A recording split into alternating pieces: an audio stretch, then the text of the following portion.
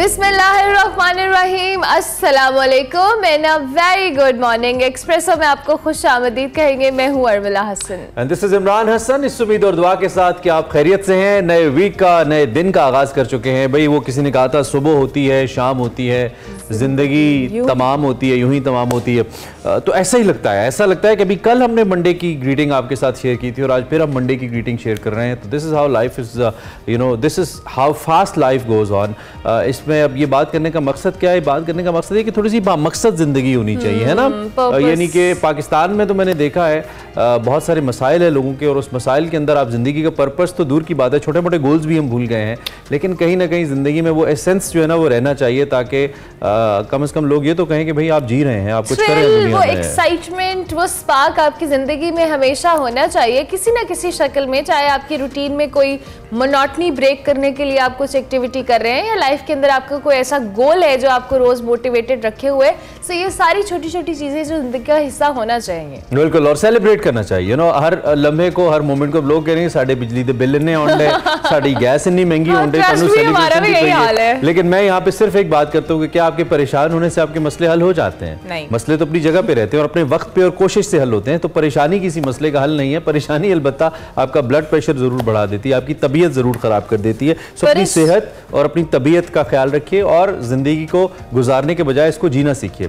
That's what I am trying to say. दूसरी जानिब भरपूर तरीके से जी रही है भारतीय टीम वर्ल्ड कप को, जो कि उसके अपने मुल्क में, अपने शहरों में हो रहा है, और हर लम्हा ये बता रही है कि भाई this is how you have to utilize your home ground and home crowd. कल भारत ने एक और फतह अपने नाम की, और बात सिर्फ फतह पे रुकती नहीं है। The kind of victories they are having, जिस तरीके से वो जीत रहे हैं। कल तो बड़े बड़े लोग कह रहे थे कि भाई कोई ना कोई तो जादू है जो चल रहा है। मुझे तो लगता है सिर्फ उनके पेस अटैक का जादू है, उनकी डेडिकेशन का जादू है। कुछ लोगों को ये दूसरा जादू भी लगता है, दूसरे वाला। बिल्कुल दूसरे वाला जादू है, या पता नहीं कौन सा जादू है जो हर जगह सर चढ़कर बोल रहा है। इंडियन टीम जिस तरह से परफॉर्म कर रही है, मतलब ऐसे लग रहा है कि अब तक नाकाबिले जो शिकस्त टीम है, उसको रोकने वाला भी अभी तक कोई नहीं है। साउथ अफ्रीका को जिस तरह से कल इवेंट्स में इन्होंने मुसलसल हराया है, और कल जो टारगेट था और उसके बाद जिस तरह से इंडियन टीम ने ढेर किया है मुसलसल इस टीम को, साउथ अफ्रीका को, जो कि बिल्कुल भी हल्की टीम नहीं है। और वहाँ पर जिस तरह से इंडियन टीम परफॉर्म कर रही थी, उनका जो बॉलिंग अटैक था, आई वाज वंडरिंग कि ये टीम कर क्या रही है और बाकी टीम्स इनके आगे इनको क्या हो जाता है इंडियन टीम के आगे। और दूसरी बात ये कि सिर्फ इंडिया की बॉलिंग कैसे चल रही है। कल तो हम बड़े परेशान हुए। फिर मुझे वो 2011 का जो क्लिप था ना, जिसमें सचिन को सईद अजमल भाई ने आउट किया था, जिसमें सईद अजमल के इंटरव्यूज भी मौजूद है, जिसमें कहा गया था कि हॉक आई के जो क्या कहना चाहिए विजुअल्स हैं, उसमें कुछ तब्दीली की गई थी, जो बिल्कुल सीधा प्लम्प आउट था। कल हसन रजा ने भी इस पे बात की। तो कल मुझे यकीन मानिए इस पे कुछ शक हो रहा था कि भाई जहां पे किसी मुल्क की बॉलिंग नहीं चल रही, वहां पे कैसे Shami, Siraj and Bumrah are performing really well. And this is not on a lighter note by the way, इसको वाकई चेक करना चाहिए कि हो क्या रहा है। कोलकाता के ईडन गार्डन्स की हम अगर बात करें तो स्टेडियम में भारत के 327 रन का हदफ था, जिसको प्रोटीज चेस कर रहे थे, प्रोटियाज चेस नहीं कर पाए। पूरी टीम सिर्फ 83 रन के ऊपर ढेर हो गई। ऐसे लग रहा था कि ये प्रोटियाज और जो श्रीलंकन इनमें कोई फर्क नहीं है। वो भी आपको याद है 50-55 पे आउट हो गए थे। मार्को जैनसन के 14 और जो डोसन थे उनके 13 रन के अलावा कोई भी खिलाड़ी डबल फिगर्स में दाखिल ही नहीं हुए। जो रविंद्र जडेजा है उन्होंने कल फाइफर मारा जी, और 5 खिलाड़ियों का शिकार किया। इसी तरह शामी और कुलदीप यादव ने 2-2 खिलाड़ियों को आउट किया। सिराज ने 1 विकेट हासिल की। इससे पहले जो रन मशीन जिन्हें हम कहते हैं, जो उगलती है रन मशीन, कल विराट कोहली साहब, उन्होंने उनकी बर्थडे भी थी, एंड वनडे क्रिकेट में सचिन तेंदुलकर द ग्रेट की 49 सेंचुरी का जो रिकॉर्ड है वो भी बराबर किया, और एक बेहतरीन तोहफा दिया आई बिलीव विराट कोहली ने अपने फैंस को। और फिर सचिन ने एक ट्वीट भी किया विराट कोहली की तस्वीर के साथ। बिल्कुल सेंचुरी बनाने वाले 7वें खिलाड़ी भी बन गए, और जो टेबल है उस पर 16 पॉइंट्स के साथ पहले, और साउथ अफ्रीका 12 पॉइंट्स के साथ दूसरे नंबर पर इस मैच के इख्तिताम के बाद। दूसरी जानिब जी पाकिस्तानी टीम कोलकाता पहुंच चुकी है, और अगला मैच जो है टीम का, उसके लिए वो तैयारी कर रही है। आपको फखर जमान के चौके और छक्के तो याद होंगे ही। आई होप कि ये चौके और छक्के अगले मैच में भी चले, और अपना जो गोल है टीम इंग्लैंड के साथ, इनका ये मैच है, और इस मैच में पाकिस्तानी टीम अच्छा परफॉर्म करे, इसको भी जीते। ये पुरज़्म होना पाकिस्तानी टीम के लिए बड़ा ज़रूरी है। और कोलकाता के चन्नास्वामी स्टेडियम के अंदर जी ये मैच होने वाला है, और नवंबर को जिस दिन ये बारिश है उस दिन मैच है, उस दिन बारिश का बड़ा कवी इम्कान है। अगर श्रीलंकन जो है कीवीज़ को हराते हैं, मैच नहीं हो पाता, तो पाकिस्तान की एंट्री कंफर्म हो जाएगी। ये मैं मैच इंग्लैंड यानी कि दोनों सिनेरियोज में ना, अगर न्यूजीलैंड हार जाए या बारिश जीत जाए, दोनों सूरतों में एक पॉइंट पाकिस्तान के फिर पॉइंट्स बढ़ जाएंगे। तो जनाब इसी हवाले से हमने सोचा कि आज हम बात करेंगे स्टार्ट में ही। ऑब्वियसली क्रिकेट आजकल हॉट टॉपिक है, वर्ल्ड कप जारी है और हमारे साथ हमारे एनालिस्ट भी मौजूद हैं। अब्दुल माजिद भट्टी साहब हमारे साथ मौजूद हैं जो कि इस वक्त कोलकाता में ही मौजूद है आई गेस, और वहाँ मैचेस को विटनेस भी कर रहे हैं। दूसरी जानिब सैयद मोहम्मद अवैस हमारे साथ मौजूद होंगे, उनको भी हम खुशामदीद कहेंगे। और अवैस हमारे साथ स्टूडियो से ही विटनेस करते हैं मैचेस को। सो आप दोनों मेहमानों को बहुत बहुत खुशामदीद। Thank you very much for joining us. Abdul Majid Bhatti sahab, आगाज करेंगे आपसे गुफ्तगू का कल का मैच जिसमें इंडिया ने बड़ी फेंटी लगाई साउथ अफ्रीका की। इमरान के कंसर्न्स अपनी जगह मौजूद हैं कि ये क्या हो रहा है कि जहाँ पे दुनिया भर के कोई बॉलर नहीं चल पाता, इंडियन बॉलर्स की जो तबाहकुन बॉलिंग है वो हर कोई परेशान है कि हो क्या रहा है। सबसे तो पहले इमरान और उर्मिला आपका बहुत बहुत शुक्रिया।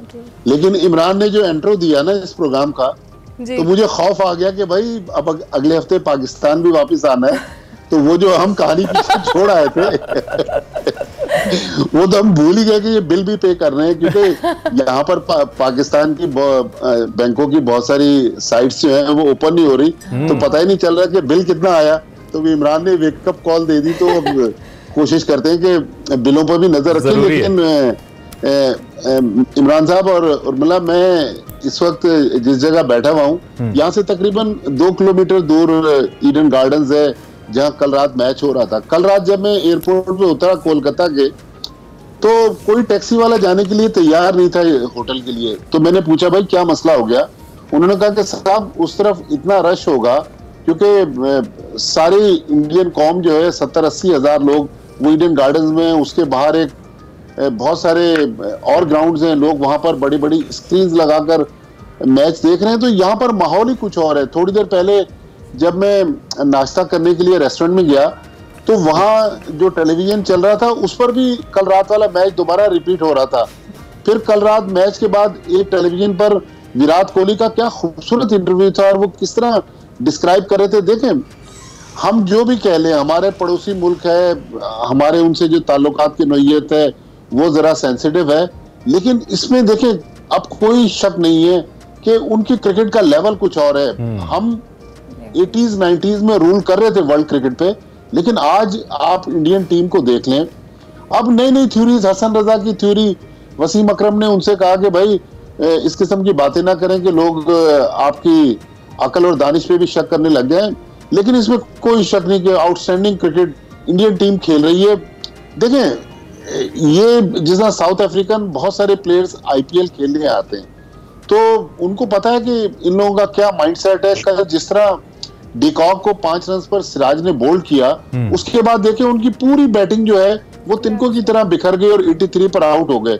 लेकिन उर्मिला ने एक जो बात की, उन्होंने कहा कि जी बारिश और न्यूजीलैंड का हारना, लेकिन अगला मरहला जो हमें उसके बाद भी अचीव करना है वो हमने इंग्लैंड को हराना है।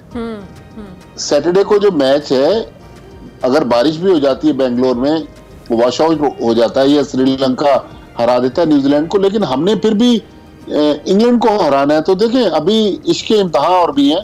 तो पाकिस्तान क्रिकेट टीम जिस तरह माशाल्लाह पिछले 2 मैचेस में खेली और यही ईडन गार्डन में 1 साइडेड हमने बांग्लादेश को हराया, वही क्रिकेट खेले। इंग्लैंड की टीम इस वक्त बिल्कुल गिरी हुई है, लेकिन हमें खुशफहमी का शिकार नहीं होना है। हमने जो क्रिकेट पिछले 2 मैचेस में खेली, अगर वही क्रिकेट खेलेंगे तो बहुत ज्यादा चांसेस है। अब तो देखिए बड़े बड़े एक्सपर्ट, सौरव गंगोली ने भी कल पलटा खाया। उन्होंने भी कहा कि पाकिस्तान इंडिया का ईडन गार्डन्स में सेमीफाइनल होगा। अच्छा, मुझे वैसे ही एक जहन में एक शरारत आई, अल्लाह करे कि वो बात दुरुस्त साबित हो जाए कि ईडन गार्डन्स में सेमीफाइनल पाकिस्तान इंडिया का हो और पाकिस्तान इंडिया को हरा दे।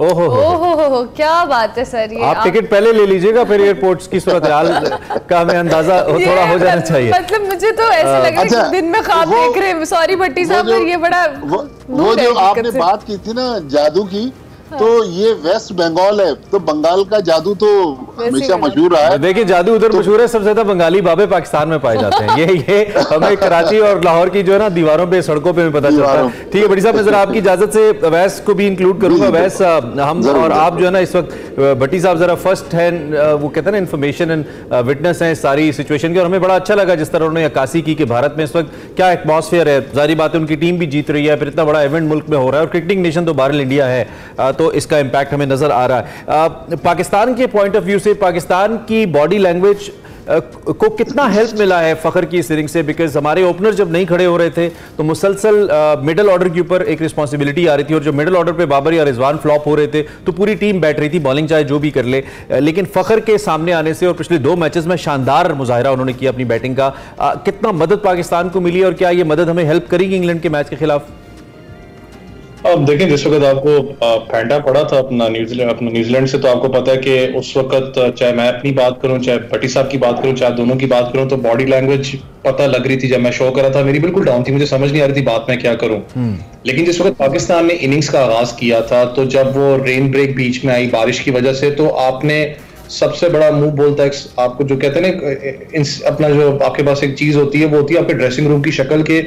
जिस वक्त फखर जमान ने मारना स्टार्ट किया, सेंचुरी अपनी स्कोर की, तो आपने ड्रेसिंग रूम का माहौल देखा था, बिल्कुल चेंज हो गया हुआ था एटमॉस्फेयर।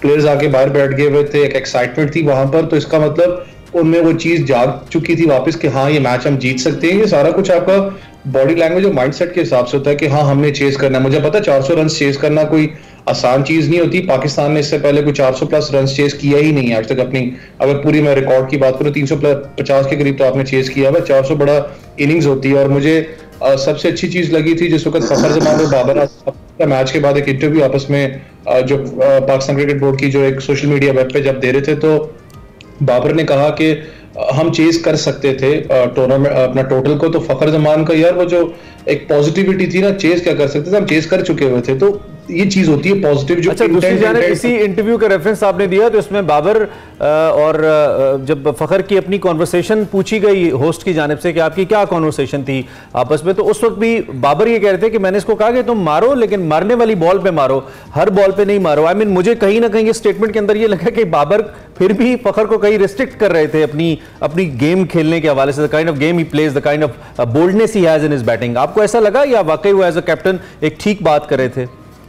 देखो इमरान भाई, दो चीजें हैं यहाँ पर। जिस वक्त 400 प्लस स्कोर हुआ था तो आपके दिमाग में ये भी था कि हमने मैच जीतना है, फिर हमने कहीं ना कहीं इक्वेशन को भी मल्टीप्लाई करना, जो नेट रन रेट वाला मामला था आपका।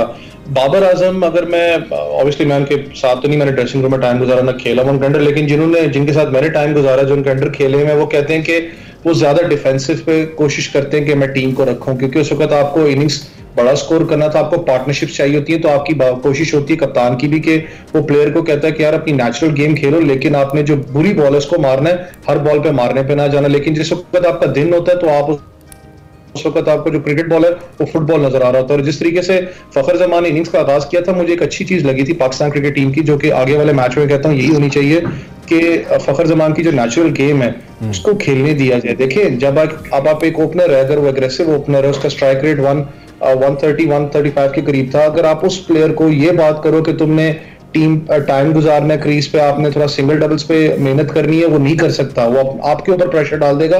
आप उसको नेचुरल गेम खेल रहे, तो नेचुरल इंटेंट आपको नजर आई है कि उसने, मैंने कहा ना कि ड्रेसिंग रूम का माहौल आप देख लो, अपना माहौल, मैं अपनी की बात कर रहा हूँ, मेरा एक बॉडी लैंग्वेज चेंज हो गई थी जब पाकिस्तान ने मारने पे। फिर पूरी दुनिया ने, जैसे भट्टी साहब भी कह रहे हैं, खाली इंडियन क्रिकेटर्स की बात ना करें, माइकल वॉन, यहाँ तक एबी डिविलियर्स ने अपना बयान तब्दील किया। उन्होंने कहा जी मैं सेमीफाइनल पाकिस्तान इंडिया का देखता हूँ। क्यों? एक वो मोमेंटम आपको पाकिस्तान टीम में नजर है। और आप लोग शायद ठीक है, इस वक्त Indian team top of the line जा रही है। मैं खुद बड़ा हैरान था कि एक टेस्ट प्लेयर है मेरे बड़े करीबी हसन भाई, उनसे बयान आया, मैं तवक्को नहीं रखता था कि बड़ा अजीब सा उन्होंने बयान दिया, क्योंकि बॉक्स में बॉल्स होती हैं, वही बॉल सब यूज करते हैं, वहां से आप कैरी करते हो, तो ये चीज पॉसिबल नहीं है कि बॉल को चेंज वगैरह होगी, बाकी मामला हैं। इस वक्त उनकी बॉलिंग लाइनअप हकीकत बात है बहुत ऊपर लेवल पे जा रही है, अच्छी बॉल करवा रहे हैं, सारी चीजें। तो आप ये कह रहे हैं कि हम किसी पाकिस्तानी नजूमी से राब्ता ना करें, जो है वो गेम पे फोकस करें। बंगाली बाबू को वही रहने दे। अच्छा भट्टी साहब, दूसरी जानिब हमने बैटिंग लाइन की बात की, ऑब्वियसली फ़खर जमान को हम डिस्कस कर रहे हैं, लेकिन जो पिछले मैच में हमने जिस चीज़ को कहते हैं ना, आपकी जीत सारी बुराइयों पे पर्दा डाल देती है, हमारी बॉलिंग, शाहीन शाह अफरीदी हो, हारिस रऊफ हो, बहुत इन्होंने रन्स खाए हैं और हमारी बॉलिंग बिल्कुल भी उस दिन उस कैलिबर की या उस लेवल की नज़र नहीं आई है। डू यू थिंक कि अगले मैचेस में हमारे बैटिंग के साथ साथ हमारी बॉलिंग लाइन पे भी उतनी तवज्जो होनी चाहिए कि हमारे बॉलर्स इतने रन्स ना खाए? मैं उर्मिला आपके सवाल का जवाब देता हूं, लेकिन फखर की जो बात हो रही है ना, जब बांग्लादेश के खिलाफ उन्होंने 81 रन बनाए और पाकिस्तान जीता, तो फखर ने प्रेस कॉन्फ्रेंस में आके कहा कि मुझे घुटने की इंजरी थी, लेकिन इतनी इंजरी सीरियस नहीं थी कि मैं मैच ना खेलता। इसका मतलब ये था कि कप्तान, कोच या टीम मैनेजमेंट ने इमाम को खिलाने के लिए फखर को बाहर बिठाया हुआ था। आज फखर ने जो इम्पैक्ट क्रिएट किया है, जो डिफरेंस डाला, और आज हम जो बार बार सेमीफाइनल की बात कर रहे हैं, तो फखर की 2 इनिंग्स की वजह से पाकिस्तान आज सेमीफाइनल की रेस में दोबारा शामिल हो गया। तो मेरे ख्याल में हमें अपने अदाओं पर भी नजरसानी करनी चाहिए। लेकिन बिल्कुल आप जो बात कर रही हैं, पाकिस्तान की बॉलिंग बांग्लादेश के खिलाफ आउटस्टैंडिंग थी, लेकिन जिस तरह 400 रन इन्होंने खाए हैं न्यूजीलैंड के खिलाफ, वो मेरे ख्याल में अगर बॉलिंग ने अपने आप को बेहतर ना किया, तो फिर जिस हम ख्वाब की या जिस शराब के पीछे हम भाग रहे हैं वो पॉसिबल नहीं है। उसकी वजह ये है कि एशिया कप और वर्ल्ड कप से पहले इमरान साहब, हमारी जो पावर थी जिसपे लोग कह रहे थे कि Pakistan one of the favourites है, वो हमारी बॉलिंग थी। आज हमारी बॉलिंग देखें, 367 रन भी इस टूर्नामेंट में खाए, 344 रन भी एक मैच में बने हैं और पिछले मैच में 401 रन बने। तो पाकिस्तान को अगर इस कैंपेन को आगे लेके जाना है और कहीं अच्छे मकाम पर फिनिश करना है, तो फिर पाकिस्तान को डेफिनेटली अपनी बॉलिंग को बेहतर करना होगा। इस 400 रन वाली बॉलिंग से तो मुश्किल होगा। अच्छा, ये जो न्यूजीलैंड और श्रीलंका का मैच है, ये भी हमारे लिए बड़ा इंपॉर्टेंट है। दो कि अगर न्यूजीलैंड इसमें बीट भी कर जाए तो रन रेट को लेकर हम गेम में रहेंगे, लेकिन बड़ा इंपॉर्टेंट है कि न्यूजीलैंड किसी तरीके से बीट हो श्रीलंका से। आप इस मैच के अंदर आप श्रीलंकन स्ट्रेंथ क्या देख रहे हैं? क्योंकि श्रीलंकन भी बड़े बेचारे बुरे तरीके से हार के आ रहे हैं पीछे से, उनको बहुत बुरी शिकस्त हुई थी भारत से, और न्यूजीलैंड के लिए भी कुछ खास अच्छा नहीं रहा। 400 बनाकर भी जब एक टीम हार जाए तो मेरे ख्याल में उसका मोराल, और पिछले मेरे ख्याल में करेक्ट कीजिएगा मुझे, 4 मुसलसल मैचेस न्यूजीलैंड की टीम भी हार के आ रही है। तो आप इस मैच को कैसा देख रहे हैं? दोनों जख्मी शेर हैं, दोनों लड़ने जा रहे हैं आपस में। देखिए, श्रीलंका की जो स्ट्रेंथ है, आज भी उनके स्पिनर्स हैं। हालांकि जो हसरंगा उनके नंबर 1 स्पिनर थे और वर्ल्ड के बेस्ट ऑलराउंडर थे, वो तो वर्ल्ड कप से पहले अनफिट हो गए। फिर उनके कप्तान जो थे शानाका, वो भी वर्ल्ड कप के दौरान अनफिट हुए थे। श्रीलंका को फिटनेस के बहुत इश्यूज है। अगर मैं गलत नहीं कह रहा, 4-5 उनके मेन प्लेयर्स जो हैं वो टीम का हिस्सा नहीं है। लेकिन स्टिल श्रीलंका, मुझे लगता है कि अगर मैच हो भी गया तो श्रीलंका बेंगलोर की कंडीशंस में न्यूजीलैंड को टफ टाइम देगी। इतना आसान नहीं है, फॉर्मर वर्ल्ड चैंपियन रही है, उन पर भी बहुत ज्यादा क्रिटिसिज्म हो रही है। तो वो जो अपनी बका की जंग लड़ रहे हैं, हो सकता है वो अपने आप को बचाते बचाते पाकिस्तान को भी किसी किनारे पर पहुंचा दें।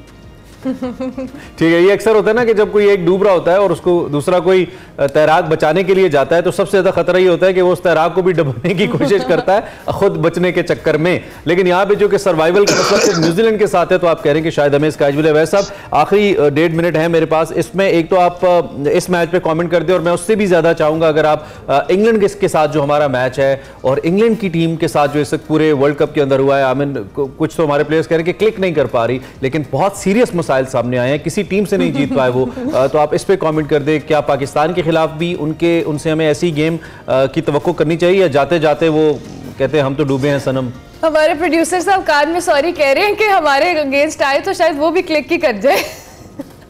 ये चीज तो आपको पता है, हमेशा जैसे भट्टी साहब भी कह रहे हैं ना श्रीलंका के हवाले से, कि आपने अपनी कहीं ना कहीं जो एक स्टेक होती है टीम की, वो भी आपके दिमाग में होती है कि यार अगर हम इतनी बड़ी परफॉर्मेंस करके पूरे टूर्नामेंट में गए, तो कहीं ना कहीं आखिरी जो मैच है, देखें पाकिस्तान भी फॉर्मर चैंपियन है, इंग्लैंड तो फॉर्मर लेटेस्ट चैंपियन है। श्रीलंका की बात करें तो कहीं ना कहीं दिमाग में चीज होती है कि यार एटलीस्ट हम एक मैच तगड़ा जीते। यहाँ पर आप श्रीलंका को भी हल्का नहीं ले सकते न्यूजीलैंड के खिलाफ। जरूर वहां पर 70 to 80% बारिश के चांसेस हैं, भट्टी साहब बेहतर समझा सकते हैं क्योंकि वहां पर वो इस वक्त मौजूद है, और वहां पर जितनी क्योंकि एक्सपेक्टेड जो रेन है वो ऑल द डे है, तो वो कहीं ना कहीं इंटरप्ट होगा।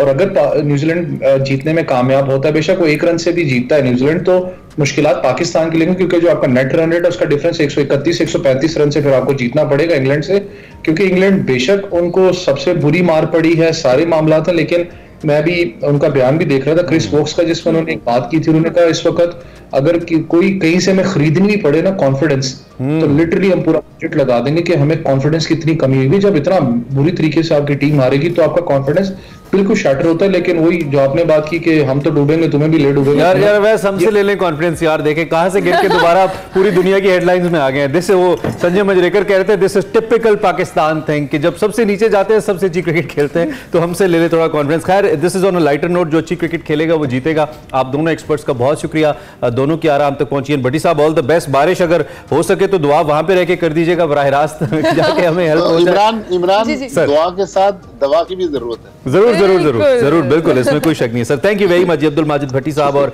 सैयद मोहम्मद उवैस स्पोर्ट्स एनालिस्ट हमारे साथ मौजूद थे, अपना तजिया हमारे सामने रख रहे थे। इससे पहले कि हम ब्रेक लें, कल एक और इंपॉर्टेंट डेवलपमेंट थी, वो कराची के हवाले से थी, जहां कराची समेत सिंध के जो ज़िमनी इंतखाबात हैं, बल्दियाती इंतखाबात की हम बात करें, वहां पे तीर चल गया इलेक्शन में भी और कुछ लोगों के दिलों पर भी। 14 अजला में से 21 बल्दियाती नशिस्तों के गैर हतमी गैर सरकारी नतीजे सामने आए। Peoples Party once again leading the game जी, और मेयर कराची मुर्तज़ा वहाब साहब यूसी 13 सदर टाउन से चेयरमैन मुंतखब फाइनली हो गए।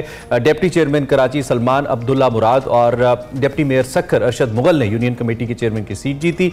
इसी तरह हम अगर नंबर्स की बात करें तो 21 में से 17 नशिस्तें जाले ले उड़े, 2 पर जमात इस्लामी कामयाब हुई। तहरीक इंसाफ और आज़ाद उम्मीदवार महज एक सीट पर फाते ठहरे, और जश्न भी मनाया गया। मुर्तज़ा वहाब साहब ने भी रक्स किया, बिल्कुल आतिशबाजी का मुजाहरा किया गया। मुर्तज़ा वहाब की आपने जहाँ बात की, उनके भी रक्स के मनाजिर हमने देखे। कहा कि आज की जीत ट्रेलर है, अभी जनरल इलेक्शन बाकी हैं, बिलावल भुट्टो मुल्क के वजीर आजम होंगे, ऐसा मुर्तज़ा वहाब साहब ने कहा। तो हमने सोचा कि जाते जाते आपके साथ ज़िमनी इंतखाबात के कुछ नताइज शेयर चले जाएं। अभी हम एक ब्रेक लेंगे, ब्रेक के बाद वापस आएंगे। आप देखते रहिए Expresso. Welcome back to Expresso. Break के बाद वापस आ गए और अब बात करेंगे कुछ दहशतगर्दी के हवाले से। तो मुल्क भर में एक बार फिर दहशतगर्दों की कार्रवाइयाँ शुरू हो चुकी हैं, जिसको हमारे सिक्योरिटी इदारे के जवान और कानून नाफिज करने वाले इदारे पिस्पा कर रहे हैं। गुज़िश्ता हफ्ते दहशतगर्दों की कार्रवाइयों के नतीजे में 15 फौजी जवानों समेत 20 अफराद शहीद हुए, 24 अफराद जख्मी हुए। डेरा इस्माइल खान में सिक्योरिटी फोर्सेस के काफिले को IED से निशाना बनाने की कोशिश की गई, जिसमें एक सिक्योरिटी एहलकार समेत 5 सिविलियन शहीद हुए। बलोचिस्तान के जिला गवादर के इलाके पसनी से और मारा जाने वाले सिक्योरिटी फोर्सेस के काफिले में भी दहशतगर्दों के हमले में 14 जवान शहीद हुए। हफ्ते के रोज जी फजाइया ट्रेनिंग बेस मियांवाली दहशतगर्दों ने हमला किया, जो कि सिक्योरिटी फोर्सेस ने बरवक्त नाकाम बनाया और ऑपरेशन के दौरान 9 दहशतगर्द मारे गए। ISPR के मुताबिक जी वाकई में ग्राउंड शुदा 3 तैयारों और एक बाउजर को नुकसान पहुंचाने की कोशिश की गई, जबकि centre for research and security studies की रिपोर्ट के मुताबिक 2023 के पहले 9 माह में 2022 के मुकाबले में दहशतगर्दी में 19% इजाफा हुआ है। रवां साल दहशतगर्दी की जो कार्रवाइयां हैं, इसमें 700 अफराद अब तक जाँ बक हुए। रिपोर्ट ऑल्सो सेज रवां साल 386 सिक्योरिटी एहलकार शहीद हुए हैं, जो पिछले 8 साल में सबसे ज़्यादा है। यानी कि सिचुएशन पिछले 8 साल की निस्बत काफ़ी ख़राब नज़र आती है। इस पर हमने बात करनी है और साथ ये भी बात करनी है कि जो पाकिस्तान में मुकीम गैर कानूनी मुख्तलिफ शहरी हैं, गैर मुल्की शहरी हैं, उनकी वतन वापसी का सिलसिला भी जारी है। अब तक तकरीबन 2 लाख के करीब ऐसे गैर कानूनी तारकीन वतन हैं, गैर मुल्की, जो कि जिनको भेजा जा चुका है और वो गैर कानूनी तौर पर पाकिस्तान में मुकीम थे। जो कानूनी तौर पर है, ज़ाहिर बात है, उनके साथ ऐसा कोई मामला नहीं है, और जिन लोगों ने खुद से खुद को सरेंडर नहीं किया उनको गिरफ्तार करके मुख्तलिफ होल्डिंग कैंप्स में रखा जा रहा है। ये ऑपरेशन कब तक मुकम्मल हो जाएगा, इस पर भी हमने बात करनी है।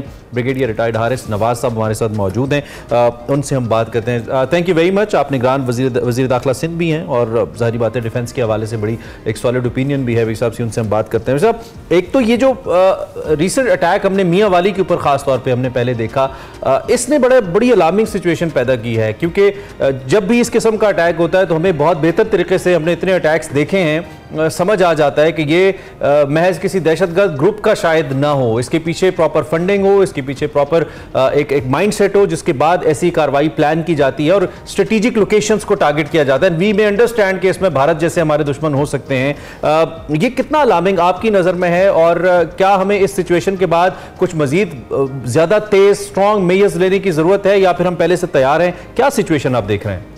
इमरान देखें, ये भारत हो नहीं सकता बल्कि है, there is no doubt about it. कम से कम मुझे कोई डाउट नहीं है। और उसके साथ रॉ भी है और भी हॉस्टाइल एजेंसीज हैं, ऑल दोज जो वो ये नहीं चाहते कि पाकिस्तान में अमन हो, इकोनॉमिक तरक्की हो। हम एक इस्लामिक मुल्क हैं, हम एक न्यूक्लियर मुल्क हैं, हमारी फौज बहुत अच्छी दुनिया में लड़का फौज मानी जाती है। अगर हम इकोनॉमिक तरक्की करेंगे तो अपने फैसले अपने मुल्क की मफादात में करेंगे। ये फैक्टर है जिससे वो नहीं चाहते, और वो चाहते हैं कि वर्ल्ड बैंक के अंदर में फंसे नहीं और इसी तरीके से हमें थोड़े थोड़े ऑक्सीजन मिलते रहे और हम अपना काम करते रहे। ये बात है कि देखिए बड़ी क्लियर है, इंडियंस जो 4 का टोला है जिसमें नरेंद्र मोदी है, राजनाथ सिंह है, अमित शाह है और उसके बाद अजीत डोभाल, ये आरएस की आइडियोलॉजी पे चलते हैं। इनका सिर्फ एक काम है, पाकिस्तान दुश्मनी, पाकिस्तान बैशिंग, और किसी कोई मौका नहीं सोने देते। कुलभूषण यादव की मिसाल मौजूद है। उसके बाद इनके नेक्सस जो एनडीएस के साथ वो हैं। फिर उसके बाद सेकंड ऑप्शन है कि हम वी वर वेरी हैप्पी कि अफगान तालिबान की हुकूमत आई है, पाकिस्तान की इंतजाल बहुत अच्छी हुई है, और फिर हमने उनसे एक चीज़ मांगी थी जी कि पाकिस्तान की आप अपनी सरजमीन किसी टेररिस्ट ऑर्गेनाइजेशन को इस्तेमाल नहीं करने दें हमारे खिलाफ। They are not doing it, क्योंकि उनकी आइडियोलॉजी और अफगान टीटीपी की आइडियोलॉजी भी एक है। तो इस वजह से फिर अमेरिकन जाते हुए जितना वेपन है मुझे छोड़ के वो भी इनके हाथ लग गया। Then now there openly said Afghan government के ये इलीगल इमिग्रेंट पॉलिसी को पाकिस्तान रिव्यू करे, वरना इसके बड़े खतरनाक नतीजे जो नजर आ रहे हैं जो रॉ मिलकर कर रही है। लेकिन मुसल्लह फौज ने तहैया किया हुआ है, अब तो खास तौर पर तहैया कर लिया है कि all illegal immigrants will have to belong to the country. Number 2, हमने मुल्क से टेररिज्म खत्म करनी है। हमने बहुत शहादतें दे दी हैं और दे रहे हैं, लेकिन उससे हमारे हौसले और बढ़ जाते हैं कि हमने शहीदों का, गाजियों का बदला लेना। लेकिन भाई साहब एक बड़ा इंपॉर्टेंट सवाल है इसमें। ये लोग ठीक है, जहाँ 10 वाकयात हो सकता है रुकते हो वहाँ पे एक आध कामयाब भी हो जाता हो, ये फिनोमिनन अपनी जगह, लेकिन अक्सर ये लोग वो जो एक वेव होती है ना टेररिज्म की, ये क्रिएट करने में कामयाब हो जाते हैं। जब 2 से 3 हमले 2 से 3 दिनों के अंदर मुसलसल, और हमारे एक हमले के अंदर 14 जवानों का शहीद हो जाना पाकिस्तान फौज के, ये बहुत बड़ा वाकया है। I was reading this news, मैंने इसको 2-3 दफ़ा डिफरेंट सोर्सेज से देखा कि क्या ये खबर ऐसे ही है, क्योंकि it was a big news. तो इस कॉन्टेक्स्ट के अंदर क्या फिर हमारी इंटेलिजेंस के अंदर यू सी कि Majid we need to be better, खासतौर पर हम अगर गवादर या पसनी और माड़ा, आप तो उन इलाकों को बहुत बेहतर समझते हैं और आपको पता है, क्या कहीं ना कहीं हमने फोकस लूज किया जिसकी वजह से उन्होंने फायदा उठाया या नहीं?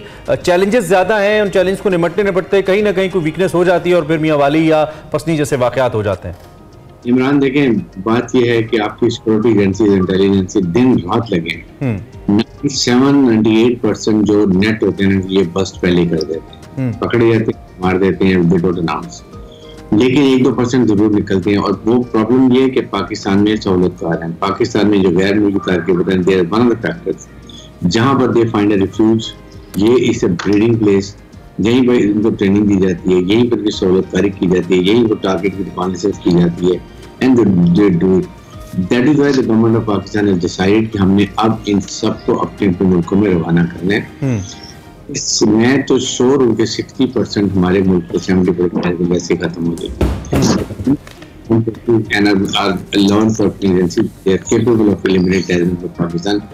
इसलिए ड्राइव की जा रही है, इसको अब बड़ी सख्ती से अमल भी किया जा रहा है। 2 लाख के करीब जैसे अपने का हकीकत है कि चमान से वॉलंटरली भी लोग चलेंगे,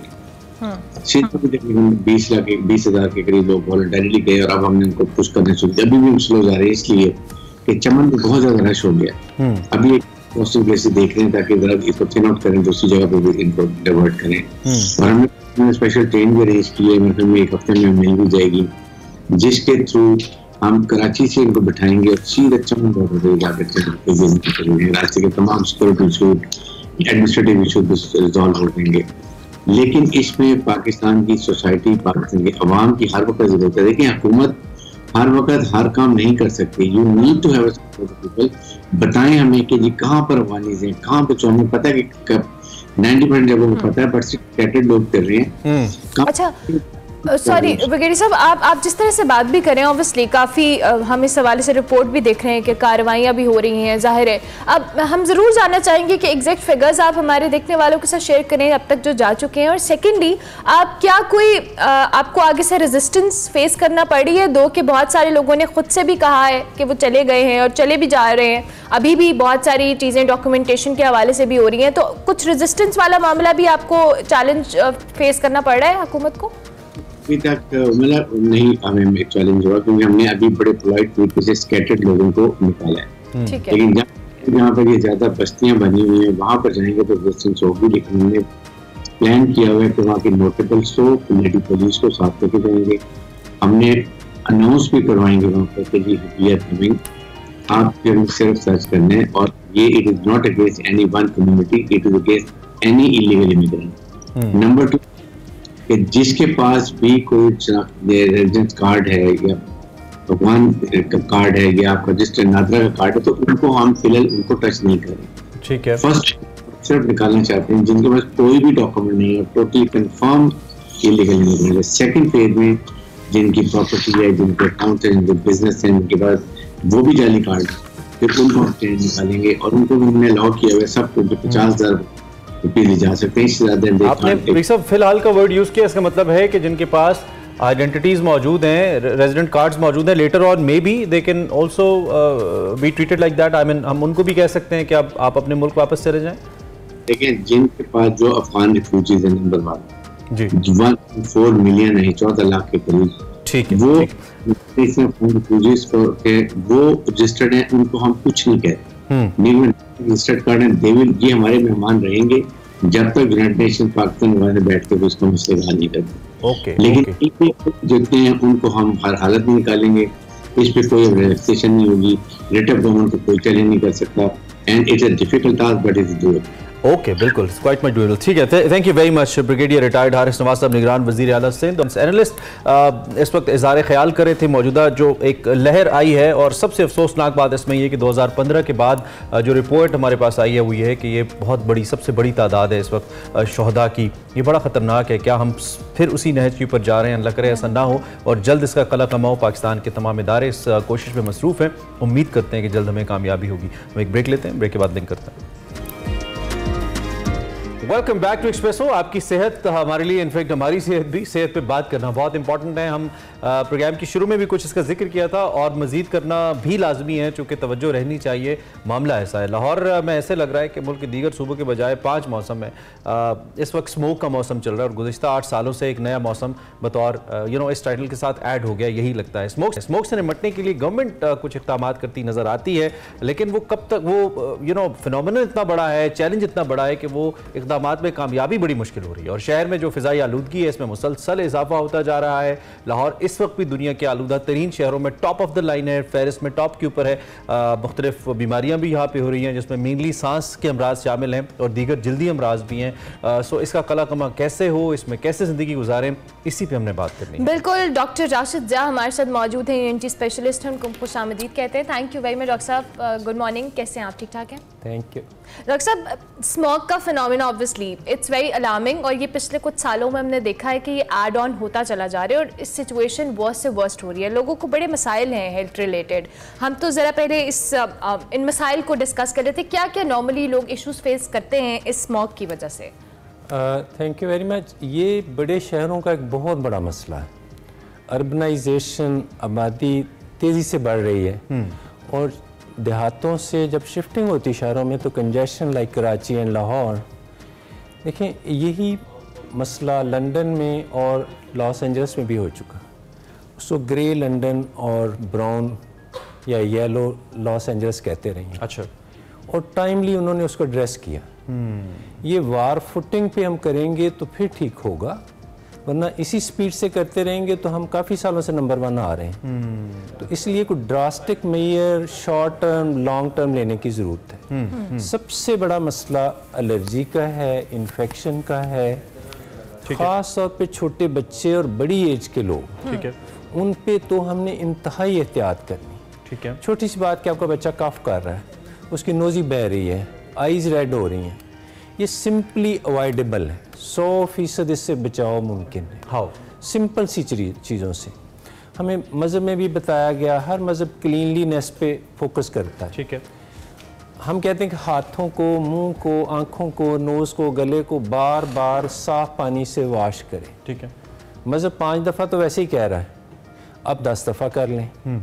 अनड्यू हाई टाइम पे इंडेक्स बार बार आ रहा है, तो आप उसको एक्सपोज ना करें। एक है माइक्रो एनवायरनमेंट, एक है मैक्रो एनवायरनमेंट। मैक्रो शहर की क्या है, लेकिन मेरे घर की जो है उसका तो जिम्मेदार मैं हूँ। उसको कितना कम विंडो बंद कर सकते हैं। एक्सरसाइज बच्चों को अंदर कराएं, छोटे बच्चों ने साइकिलिंग करवानी है तो अंदर करवाएं, बार बार नोज़ को फ्लश करवाएं।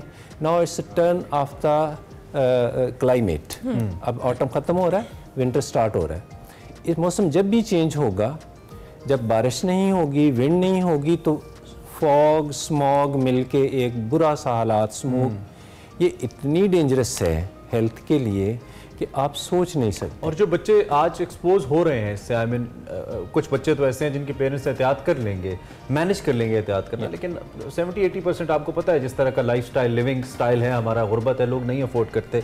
तो उनको मुस्तकबिल में आप किस किस्म के चैलेंजेस का सामना देखते हैं, और पाकिस्तान में फिर जो डिजीज़ रेशो है इससे रिलेटेड जो डिजीज़ हैं वो किस हद तक खाए जाता दिखता है? हर घर में क्लीनलीनेस घर के अंदर करनी तो हमने खुद है।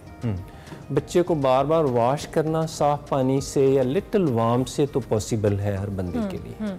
खाने पीने को behave like Chinese and Japanese, हल्का सा वार्म चीज़ों पे चले जाएं। ठीक है, बच्चे को ठंडी चीज़ें देना, फ्रिज से निकला, छोटे बच्चों को 5 साल से छोटे, मेरी थ्योरी ये कि उसको फ्रिज को टच ना करने दें। ओके, वरना अगर फ्रीलांसर, आप यूजली ग्रैंड मदर्स ऐसे करती हैं कि नहीं ये छोटा है इसको करने दें, ये इसके बाबा ने 11 साल फीडर पिया था, ये 3 साल 1-2 साल के बाद फीडिंग बॉटल, फीडर प्लीज बंद करवाएं। 1-2 साल के बाद? जी, exactly. You recommend that? Okay जी, मदर फीड है तो 2-2.5 ईयर तक। लेकिन 1 साल के बाद जिन माओं ने उनको फीडर नहीं दिए, फीडिंग बॉटल नहीं दिए, ना तो उनको ब्रेसेस लगे, ना उनके दांत टेढ़े हुए, ना वो डॉक्टरों के पास मजीद आए। सफाई के अलावा, हैंड वॉश के अलावा, this is a good month जो लास्ट गुजर गया और अब वाला, इस वक्त फ्रीली अवेलेबल है फ्लू वैक्सीन। छोटे बच्चों को और 60+ लोगों को, ठीक है, या उन लोगों को जिनको डायबिटीज़ है, शुगर है, सांस के मसाइल हैं, ऑलरेडी एज़मा है, तो माय फ्रेंड उनको तो बिल्कुल इस वक्त फ्लू वैक्सीन लगवाना चाहिए। ये एक इतनी बड़ी ब्लेसिंग है कि it's out of proportion to think. ये बहुत सारी बीमारियों से, इन्फेक्शन से, ये आलूदगी जो है ये इन्फेक्शन रेट को हाईली इंक्रीज करती है। और नॉर्मल अडल्ट्स भी हमारी एज के भी लोग लगवा सकते हैं। बिल्कुल, बिल्कुल। जो ज़्यादा रोड साइड पे एक्सपोज होते हैं, पब्लिक को एक्सपोज होते हैं, वो अगर फ्लू वैक्सीन लगवाएंगे तो वो बहुत सारे मसाइल से बचे रहेंगे। अच्छा डॉक्टर साहब, दूसरी जानिब आपने बच्चों के हवाले से बात की, अब पोलन सीजन होता है या इस तरह के मसाइल होते हैं, तो उसमें जो लोग एस्थमेटिक होते हैं या नॉर्मल ब्रीदिंग इश्यूज भी होते हैं स्लाइटली, वो भी बहुत ज़्यादा ट्रिगर होते हैं स्मोक को लेकर, और हमने देखा है अपने इर्द गिर्द भी। उन लोगों के लिए ऑब्वियसली वो ऑलरेडी एस्थमेटिक पेशेंट्स है, अपनी मेडिकेशन ले रहे हैं, बट स्टिल स्मोक अगर ट्रिगर कर रही है तो उसके लिए वो क्या कर सकते हैं? ये हाईली इंपॉर्टेंट बात है जो आपने की है। एस्थमा आपने देखेंगे पहले कभी कभी आप सुनते थे, अब ज़्यादा रेशो में सुनते हैं। अब छोटे बच्चों में भी ब्लेम किया जाता है, हर पीडियाट्रिशियन कहता है इस बच्चे को एस्थमा है। Believe me, world health organisation ने बार बार प्रमोट किया है कि 80% ये जितना भी एस्थमा है और सांस के मसाइल हैं अवॉइडेबल, बड़ी सिंपल चीज़ों से। एक दिन के लिए भी, 1 घंटे के लिए भी आपकी नोज़ बंद नहीं होनी चाहिए। This is a simple theory. अगर आपकी नोज़ बंद रहती है, बलगम रहती है, तो प्लीज़ इसका फ़ौरन इलाज करें। सिंपल एक्सरसाइज, नोज़ को नमकीन पानी से फ्लश करना, वार्म चीज़ें लेना, वार्म बाथ लेना, वज़ू ज़रा खुशू से करना, भागे जाते नहीं करना कोई भी काम, नोज़ को अच्छी तरह ब्लो करें। सोने से 2 घंटे पहले प्लीज़ फ्रिज से निकली कोई चीज़ ना खाएं, ठंडी खट्टी चीज़ें अब तर्क कर दें, वार्म चीज़ें, हर बंदे की बायोकेमिस्ट्री डिफरेंट है। Okay. जो चीज़ आपको वार्म अच्छी लगती है, सिंपल पानी हो सकता है, पानी में हनी हो सकता है, हॉट मिल्क 95% लोगों को एक्सेप्टेबल होता है। सोने से पहले चंद घूंट ले लें, पूरी सांस की गले की नाली उससे धुल जाती है। ठीक है। Little warm clear soup, hot milk, simple water, कुछ लेके सोएं। ब्रश करने के बाद कोई चीज़ वार्म प्लीज़ ले लें, ठीक है, ताकि आपका गले की अच्छी तरह पूरे दिन में जो कुछ आपने अंदर, हम एक मिट्टी धुएं के तूफान में रह रहे हैं। बिल्कुल। ये लाइफ एक्सपेक्टेंसी भी कम कर रहा है और काज ऑफ डिजीज़ भी है। इससे जिस वक्त लाइफ एक्सपेक्टेंसी कुछ कंट्रीज़ में डबल है, ठीक, और वो वही है जो साफ सुथरा। अल्टीमेटली जो मैं बात समझ पाया हूँ, आपने कहा है कि एहतियात आपको बहुत सारे मामलात में मदद कर सकती है, रादर देन उसको बाद में क्योर करें। और अगर कोई चीज़ खुदा ना खास्ता फील हो तो देन कंसल्ट करें लाजमी इमीडिएटली। अगर आपको चेस्ट का मसला आ रहा है, कॉफ कर रहा है, फीवर हो रहा है बच्चा, तो इमीडिएट अपने डॉक्टर को जरूर चेक करें। राइट डॉक्टर साहब, टाइम हमारा खत्म हो गया। Thank you very much doctor Rashid Zia, ENT specialist, आप हमारे साथ मौजूद थे, आपने हमें वक्त दिया और बहुत अहम मालूमात आपके सिर की। डॉक्टर साहब ने बड़ी सिंपल बात की है, लाइफ स्टाइल पर थोड़ा सा फोकस करें, क्लीनलीनेस, सफाई को ध्यान दें और बच्चों की पहुँच से ठंडी चीज़ों को और अपनी पहुंच से भी दूर रखें तो ज़्यादा बेहतर। इस पे बात करते रहेंगे, एक ब्रेक लेते हैं, ब्रेक के बाद आपको ज्वाइन करें। Welcome back to expressive. Programme के दूसरे हिस्से में आपको खुशामदीद कहेंगे। वक्त हुआ चाहता है सेगमेंट निकले तेरी तलाश में का। वकार अहमद मलिक और मुस्तनसर हुसैन तारड़ साहब आज बात कर रहे हैं कुछ अजीम साकित तस्वीरों की, जो कि साकित कम, मुतहर्रिक और बोलती ज़्यादा हैं। कैसे, सुनिए।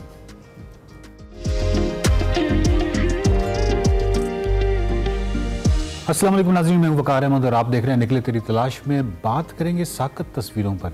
साकत तस्वीरें जो हैं वो इतनी डिटेल लिए होती हैं, इतनी जुज़ियात लिए होती हैं कि समटाइम्स ऐसा गुमा होता है जैसे ये तस्वीर साकत नहीं बल्कि ये पूरा एक अफसाना है।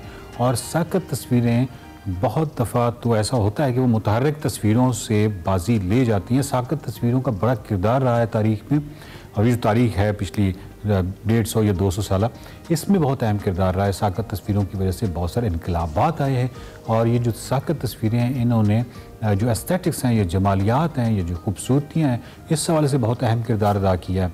और इन हवाले से देखा जाए तो तार साहब से पूछते हैं कि जो तस्वीरें होती हैं, ये जो साकत होती हैं, हर तस्वीर के पीछे बड़ी कमाल कहानी होती है। एक तो वो उस फोटोग्राफ़र की, वो उस आर्टिस्ट की जिसने वो तस्वीर उतारी, और ये तो पस मंज़र की कहानी है, और एक पेश मंज़र की वो जो तस्वीर आप देख रहे होते हैं उसमें कमाल कमाल अफसाने होते हैं और कमाल कमाल कहानियाँ होती हैं। तार साहब से पूछते हैं कि साकत तस्वीरों के हवाले से आप क्या कहते हैं कि ज़िंदगी जिनमें डिपिक्ट हो तस्वीरों में वो कितनी अहम होती हैं। फिर कुछ तस्वीरें ऐसी होती हैं जिनमें ज़िंदगी को फोटोग्राफ़र जो है वो हिस्सा बनाता है हर सूरत में, चाहे वो पहाड़ों की हैं या सहराओं की हैं, लेकिन वो एक एलिमेंट ज़रूर उसमें रखता है जिसमें कि लाइफ नुमायाँ हो। वो लाइफ या वो ज़िंदगी जो है वो उस तस्वीर को बोलती हुई तस्वीर बना डालती है। तार साहब, आप बताइए इन बोलती हुई साकत तस्वीरों के बारे में आप क्या कहते हैं? शाहिद ज़ैदी साहब हमारे साथ गए, बहुत मशहूर फोटोग्राफर थे, तो यहीं पे तशरीफ़ लाए मेरी पोर्ट्रेट्स बनाने के लिए। उन्होंने मुझे इतना ज़िद किया, मैं इतना थक गया, 100-150 तस्वीरें उतारी और 2-3 उन्होंने मुझे दिखाई जो मुझे बहुत अच्छी लगी। तो मैंने कहा ज़ैदी साहब अच्छी वाली तस्वीर है ये, क्या अब आपको चाहिए क्या? तो उन्होंने एक फ़िक्रा कहा था, उन्होंने कहा था कि ये तस्वीर बोलती नहीं, बड़ी तस्वीर जो है वो बोलती। चुनाचे जो तस्वीर को आप साकत नहीं कह सकते, वो बोलती है और कहानी ऐसी कहती है जो और कोई नहीं सुनाए। चुनाचे पूरी वर्ल्ड पे जो इम्पैक्ट है फ़ोटोग्राफ़ी का और ख़ास बड़ी तस्वीरों का, उनमें सबका हवाला तो मैं नहीं दे सकता। अफ़गान गर्ल है बस, ब्लू आई जो है नेशनल ज्योग्राफिक के टाइटल पर, और एकदम फोकस में आया पूरा अफ़गानिस्तान उस तस्वीर की वजह से। और वो तस्वीर कहा जाता है कि चे गुवेरा की पहले पॉपुलैरिटी जितनी थी उतनी फॉर द टाइम बिंग उस लड़की, मैंने खुद देखा है बहुत सारे यानी वेस्टर्न रेस्टोरेंट्स में या अफ़गान गर्ल की वो तस्वीर फ्रेम हुई। पूरी ट्रेजेडी है उसमें अफ़गानिस्तान की। और वो फ़ोटोग्राफ़र बाद में आया भी, फिर उसने उसको डिस्कवर भी किया। वो बहुत बूढ़ी हो चुकी, यहीं पाकिस्तान में कहीं है, 4-5 बच्चे। तो तस्वीर डेफिनेटली तारीख़ पे या वाक़यात पे असरअंदाज होती। आपको याद होगा कि शामी बच्चे की एक तस्वीर थी साहिर पे पड़ा हुआ, मतलब और भी बेशुमार बच्चे जो हैं वो इस तरह हलाक हुए, रोज़ ख़बरें आती हैं। लेकिन उस बच्चे की तस्वीर ने जिस तरह पूरे दुनिया को हिला के रख दिया ना कि ये क्या हो रहा है, शाम में क्या हो रहा है, तो उसका इम्पैक्ट देखें कि मतलब बहुत सारी किताबें भी लिख देते तो उतना इम्पैक्ट नहीं होता। या फिर वो आपको याद होगा कि अफ्रीका में एक गिद्ध है और एक फाकाज़दा बच्चा है और he is going to die, उसके जो रिफ्ज़ निकले और गिद्ध मुंतज़िर है कि कब ये मरे और मैं इसको खाऊं।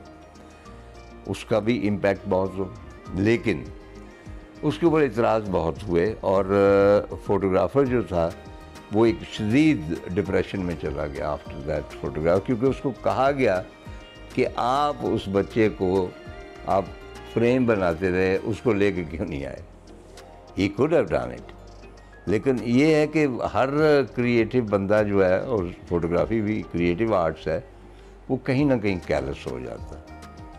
लेकिन उसका इम्पैक्ट डेफिनेटली, वियतनाम की जंग मैं हमेशा हवाला देता हूँ, 2-3 तस्वीरें हैं जिन्होंने पांसा पलट दिया, क्योंकि ये जो जितने बड़े बड़े जुलूस निकले बाद में, अमेरिका में जितने बड़े जुलूस निकले हैं इराक वार के ख़िलाफ़ भी और वियतनाम वार के ख़िलाफ़ भी, बल्कि उन्होंने ही हिला के रख दिया पूरी एडमिनिस्ट्रेशन को जो अमेरिका में। और उनमें कौन सी तस्वीर होती थी कि एक वियतनामीज़ विलेज है नेपाम का, उसके ऊपर हमला हुआ, धुआं उठ रहा है और एक छोटी सी बच्ची रोती हुई भागती चली आ रही है नंग धड़ंग और उसके साथ कारक लगी। That showed the whole of horror of that Vietnam war कि किस तरह वो बच्चा जो है, और उसके बाद वो बच्ची बड़ी हुई, उसके बाद भी तस्वीरें देखी, अब वो मिडिल एज औरत ऑलमोस्ट, और उसके कोई माँ बाप नहीं है, and she is famous for that. लोग उसको देखने जाते हैं कि इस औरत की वो तस्वीर जब ये बच्ची थी उसने कैसे इम्पैक्ट हुआ पूरी दुनिया में। एक और तस्वीर थी जिसमें एक बुद्ध भिक्षु है, उसने अपने आप को आग लगाई, यानी जस्ट सिटिंग देयर। इसी तरह एक और तस्वीर जो थी कि एक शख्स जो है नॉर्थ वियतनाम का वो है जो गुरीला है, फ्रीडम फाइटर है, उसको एक साउथ वियतनाम वाला अमेरिकन बैक, एक आर्मी ऑफिसर जो है उसके सर में गोली मार रहा। चुनांचे तस्वीरें जो हैं वो बोलती हैं, और ये सिलसिला काश के मैंने भी तस्वीर कशी जारी रखी होती। ये एक बिल्कुल अनोखा सिलसिला है और तस्वीरें डेफिनेटली तारीख मरतब करती हैं। बहुत शुक्रिया तार साहब। नाज़रीन, अगर देखा जाए तो पाकिस्तान में बहुत सारे ऐसे फ़ोटोग्राफ़र्स हैं जिनका जो काम है वो आलमी मुकाबलों में गया, उन्होंने इनामात जीते और वहाँ पे वो नेशनल ज्योग्राफिक और इस तरह की जगहों पे उनको पजीराई मिली। बहुत कमाल काम हुआ है पाकिस्तान में। ये भी जो आर्ट का शोबा है ये इतना आसान नहीं है, ये बहुत मुश्किल है। हर साकत तस्वीर का एक पस मंज़र होता है और पेश मंज़र होता है, और जो पस मंज़र है उससे तो फोटोग्राफ़र ही वाकिफ़ होता है, लेकिन जो पेश मंज़र होता है, जो सामने का मंज़र होता है, जो आपके सामने साकत तस्वीर होती है, उसमें पूरे के पूरे अफसाने होते हैं, पूरी की पूरी कहानियाँ होती हैं। ये डिपेंड करता है कि आर्टिस्ट कितना बड़ा था। देखते रहिए निकले तेरी तलाश में।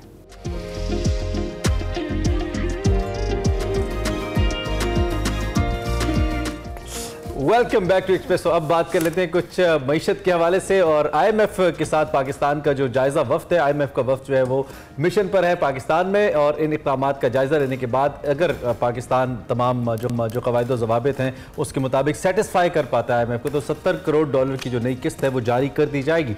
IMF मुज़ाकरात का आम तरीन एजेंडा इस वक्त जो सूद अदायगियाँ हैं, नए गैर मुल्की कर्जे हैं, यानी कि डेट सर्विसिंग की हम बात कर रहे हैं। इसमें जो हमारे सीनियर सहाफ़ी कुलीग शहबाज राना साहब हैं उनकी खबर है, और उसके मुताबिक पाकिस्तान ने कर्ज मिलने में मुश्किलात की वजह से IMF से मदद मांग ली है। पाकिस्तान ने IMF को बता दिया है कि कर्ज की अदायगी की लागत 8500 बिलियन तक जा सकती है, और इसमें तकरीबन 7500 अरब सिर्फ अंदरूनी कर्ज पर सूद की अदायगी है जो डेट सर्विसिंग पे पैसे जाने हमारे, और इस साल तकरीबन 6.5 अरब डॉलर के बैरूनी कर्जों का बंदोबस्त करना है पाकिस्तान ने। ये बहुत बड़ा मसला है। उधर FBR ने भी 9415 अरब के रेवेन्यूज इकट्ठा करने से मुतल्लिक IMF को आगाह कर दिया और कहा है कि साल महज 29 लाख टैक्स रिटर्न्स जमा हुए हैं। गुज़िश्ता साल 49 लाख जमा हुए थे। FBI ने टैक्स जमा कराने वालों की तादाद को 65 लाख तक ले जाने का मंसूबा पेश किया है, जबकि पहले 4 माह में FBI ने 2075 अरब रुपए जो है वो इकट्ठे करने के साथ साथ हुकूमत ने जो कमर्शियल बैंक से इसके मुनाफे, रियल स्टेट, तंबाकू, मशरूबात पर टैक्स की वसूली, इन तमाम अनासर को बढ़ाने का इंदिया दिया है। और दूसरी जानिब जो डॉलर है वो कुछ दिन फिर ब्रेक लगने के बाद उड़ना शुरू हो गया है और मुल्क में 3 हफ्ते मुसलसल कमी के बाद फिर से जो महंगाई की शरह है इसमें भी इजाफा हो गया। ये वो एक पिक्चर है जो हम आपके सामने रख रहे हैं। बिल्कुल, वफाकी इदारा शुमारियात की जानिब से जारी होने वाली रिपोर्ट के मुताबिक जो हफ्तावार महंगाई है उसकी शरह में 0.71% इजाफा हुआ है, जबकि सालाना बुनियाद पर महंगाई की शरह भी 29.88% हो गई है। हुकूमती इकदाम के बावजूद इस बेयकीनी की वजह क्या है और आम इंतखाबात की तारीख का ऐलान होना क्या इस मुल्क में जो जारी मौशी बहरान है या बेयकीनी कह सकते हैं आप, इसका खात्मा कर पाएगा? इसी पे बात करेंगे। डॉक्टर अयूब मेहर हमारे साथ मौजूद हैं, हमारे मैशत, इनको खुश आमदीद कहते हैं। Thank you very much doctor साहब, बहुत शुक्रिया कि आपने हमें ज्वाइन किया। डॉक्टर साहब, सबसे पहले तो IMF का जो वफ्द है वो इस वक्त पाकिस्तान के अंदर मौजूद है और पाकिस्तान के जो मामलात हैं IMF को लेकर, आप क्या समझते हैं कि पाकिस्तान ने जो पिछली IMF की शर्त से पहले हमने बड़े सख्त फैसले लिए थे और जिस पे इम्प्लीमेंट करने की भी काफ़ी हद तक कोशिश की गई थी, क्या IMF सेटिस्फाई हो पाएगा और आइंदा आने वाले दिनों में जो हमारे मामलात हैं वो कुछ सॉर्ट आउट होंगे या मजीद रिजर्वेशन रहेंगी IMF को? देखिए, IMF को मैं समझता हूँ कि इस मरतबा वो सेटिस्फाई रहेगा। पिछली दफ़ा जिस तरह डिले होता रहा था और वो बहुत ज़्यादा डिले होने की वजह से पाकिस्तान की करेंसी की वैल्यू पर भी बहुत नेगेटिव असर आते रहे, इन्फ्लेशन भी बढ़ता रहा था।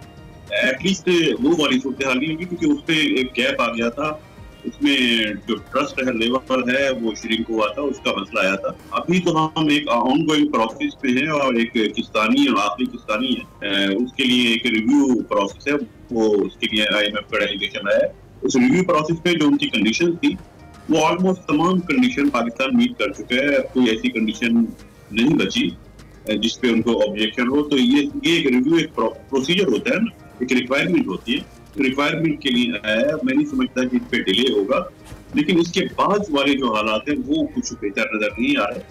IMF की किस्त आ जाएगी वो सब कुछ है, लेकिन अभी जैसे इमरान साहब ने एक चीज की तरफ इशारा किया कि दोबारा एक ये यू टर्न शुरू हुआ है करेंसी की वैल्यू की, पाकिस्तान की रुपये की वैल्यू की डिवैल्यूएशन का। देखिए, उसमें 2 बड़े इंपॉर्टेंट एस्पेक्ट हैं जिसके लिए हमें तैयार रहना होगा। एक तो ये कि जब भी ऐसा होता है कि पाकिस्तान से फॉरेन एक्सचेंज के आउटफ्लो एक्सपेक्टेड होते हैं, हमेशा ऐसा होता है जब एक्सपेक्टेड होते हैं तो रुपये की वैल्यू पे प्रेशर आता है। अब मोर देन $6 बिलियन के आउटफ्लो एक्सपेक्टेड है, जब वो एक्सपेक्टेड है तो रुपये की वैल्यू पे एक प्रेशर यकीनी तौर पे आना था, वो आया है। दूसरा ये कि जो गल्फ रीजन के जो हालात चल रहे हैं उसकी वजह से तमाम कंट्रीज जो है वो बहुत मोहतात हो गई हैं, जिसमें पाकिस्तान भी, बल्कि पाकिस्तान ने बाकायदा अनाउंसमेंट किया है कि पाकिस्तान ऑयल के स्ट्रेटेजिक रिजर्व जो है वो मेंटेन करेगा। स्ट्रेटेजिक रिजर्व हमें 21 डेज के रखने होंगे पहले से। इसका मतलब है कि हमें ऑयल इंपोर्ट का जो हमारा बिल होगा हमें तैयार रहना चाहिए कि वो बिल बढ़ जाएगा because of the maintaining of strategic जो हमें रिजर्व पहले से तैयार रखने हैं।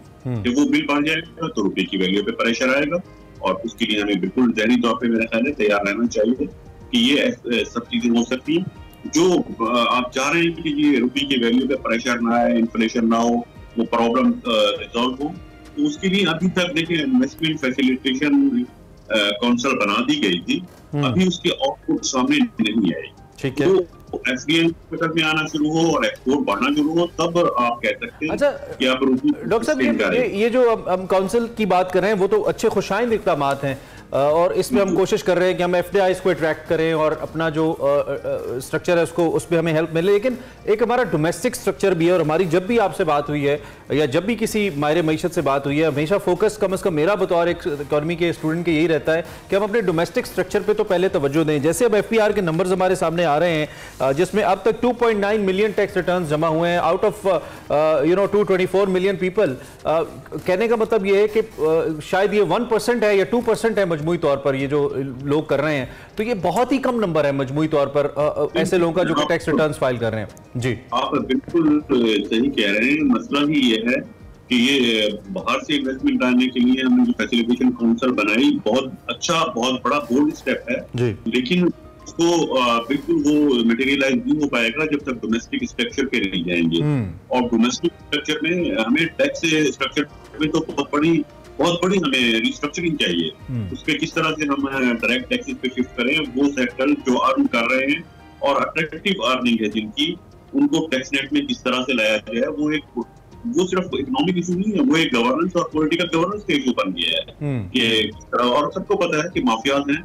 अच्छा, एक तरफ तो डॉक्टर साहब, एक तरफ ये अहम नुक्ता है कि इन सेक्टर्स पर जो कि पहले कम टैक्स दे रहे हैं या नई टैक्स दे रहे हैं, उस पर टैक्स लगाया जाए या बढ़ाया जाए। जैसे हम तंबाकू की बात कर रहे हैं या जैसे हम रियल एस्टेट की बात करें, बहुत ही इंपॉर्टेंट शोबा है। लेकिन दूसरी जानिब हुकूमत कुछ ऐसे इक़दामात नहीं कर रही जिसपे इन बिजनेसेस के ऊपर अगर टैक्स का बर्डन डालें तो दूसरी जानिब इनके जो टर्नओवर्स हैं वो भी बेहतर हों, या इनको जो बिजनेस का एटमॉस्फेयर है, ईज इन डूइंग बिजनेस भी हम दें, वो हुकूमत को इक़दामात नहीं करी। तो आपको नहीं लगता कि चंद एक शोबे जो थोड़ा बहुत पैसा बना रहे हैं, जिससे कुछ पैसे की सर्कुलेशन हो रही है, इसका भी हम गला बहुत दबा देंगे अगर हम इनको ईज ऑफ डूइंग बिजनेस नहीं देंगे?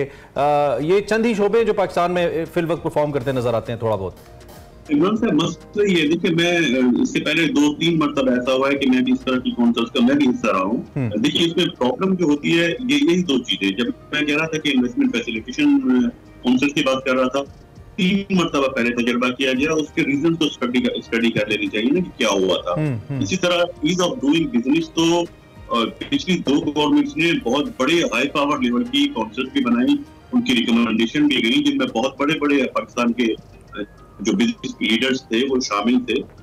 लेकिन उनकी अचीवमेंट नहीं, ये जब तक बहुत seriously ease of doing business और restructuring of not only taxation structure, बल्कि आपके प्रोग्राम में मैंने एक दफा पहले इंडिकेट किया था और मैं दोबारा वो कहूंगा कि जो आप सुन रहे हैं ना कि इकोनॉमिक प्रॉब्लम हुई है, बैंकरप्सी की तरफ जाता रहा मुल्क, ये सारी देखें हमें बहुत सीरियसली सोचना चाहिए। ये 18 अमेंडमेंट के बाद क्या हमने सुनी थी ना ये चीजें, उसके भी देखिए एनएफसी अवार्ड ड्यू हो गया है। एनएफसी अवार्ड को हमें अब ड्यू भी हो चुका है, हर 4 साल 5 साल बाद उसको रिवाइज करना होता है, बैठना चाहिए के साथ, वो रिस्ट्रक्चरिंग में वो भी चीज और खुल के कहना चाहिए कि सूबे अपने हिस्से का पैसा ले रहे हैं लेकिन रिटर्न नहीं कर रहे। जो सूबाई सुनते हैं वो हिस्सा मांगने में तो सफ़े अव्वल में होती है, लेकिन when it comes to the के टैक्स आप कितना कलेक्ट कर रहे हैं, रिटर्न कितना कर रहे हैं, तो ये मसाइल हैं बिल्कुल सूबों की तरफ से। अच्छा, एक बड़ा अहम नुकता आपने इस में चूंकि उठाया तो मैं चाहता हूँ इस पर भी हम जाते जाते बात करते चले कि ये जो डेट सर्विसिंग के ऊपर हमारे पैसे जा रहे हैं, क्या हम डेट रीस्ट्रक्चरिंग की तरफ भी जा सकते हैं? चूंकि एक बड़ा हिस्सा चीन के साथ हमारे कर्जों का है, फिर कुछ बैनुल अक़वामी इदारों का भी है, क्या हम इसको रीनिगोशिएट नहीं कर सकते? 75-100 अरब हम सिर्फ सूद की मद में अदा करते हैं, जिससे पूरे मुल्क का डेवलपमेंट बजट चल जाए, डिफेंस बजट चल जाए, इतने ज्यादा पैसे हम दे रहे हैं। तो क्या मौजूदा हुकूमत या अगली हुकूमत कुछ ऐसा नहीं कर सकती कि इस पे हम दोबारा बात करें और ये बर्डन हम कुछ हद तक कम कर पाए अपने ऊपर? देखिए, ये तकरीबन तमाम लोग ये इंडिकेट करते रहे, तमाम हुकूमतें कहती रही हैं कि ये सस्टेनेबल कैसे रहेगा, ये तो अनसस्टेनेबल हो गया है।